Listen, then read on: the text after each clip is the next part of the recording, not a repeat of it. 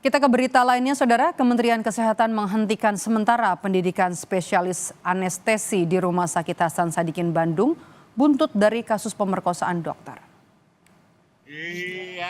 Penghentian dilakukan selama 1 bulan. Penghentian sementara dilakukan sebagai upaya perbaikan dan pengawasan yang lebih optimal.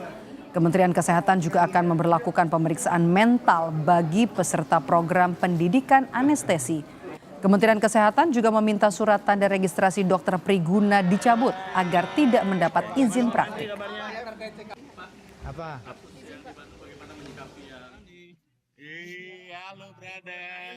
Kami sementara menghentikan pendidikan spesialis anestesi di Rumah Sakit Hasan Sadikin selama 1 bulan untuk melakukan konsolidasi, untuk melakukan perbaikan, untuk melakukan pengawasan yang lebih optimal. Kemudian juga kami akan melakukan pemeriksaan mental juga untuk para peserta pendidikan spesialis sehingga peristiwa-peristiwa ini tidak terjadi. Tapi kalau dilihat secara keseluruhan, ini adalah peristiwa kriminal murni, tidak berkaitan dengan program pendidikan di mana yang bersangkutan itu sekolah. Dari hasil pengusutan polisi, terungkap korban pemerkosaan Priguna Anugrah Pratama, dokter peserta program pendidikan dokter spesialis atau PPDS anestesi Universitas Padjadjaran di Rumah Sakit Hasan Sadikin Bandung bertambah. Total saat ini korban Priguna bertambah menjadi 3 orang. Polisi pun membuka posko layanan aduan bagi korban dokter Priguna. Sudah ada 2 korban lagi yang nanti juga akan kita lakukan pendekatan untuk dilakukan pemeriksaan sehingga nanti bisa menambah untuk korban-korban lain.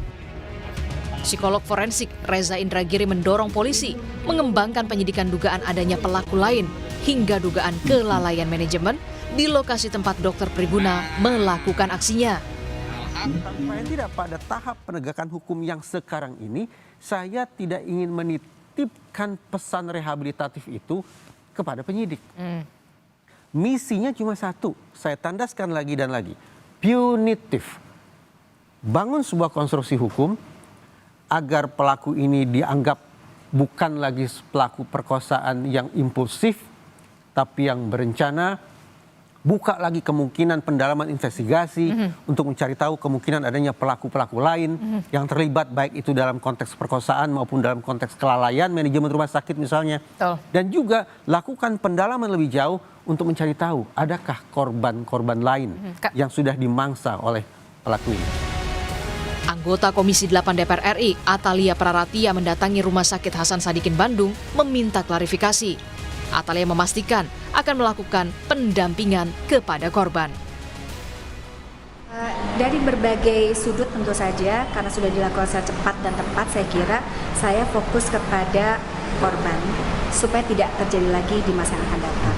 Maka kita mendorong agar supaya khususnya institusi terkait begitu ya, itu tidak membiarkan seseorang hanya berdua saja dengan dokternya atau dengan perawatnya. Jadi memang harus ada 3 orang minimal di dalam sebuah ruangan sehingga bisa saling menjaga itu. Itu mungkin yang bisa paling cepat kita pikirkan.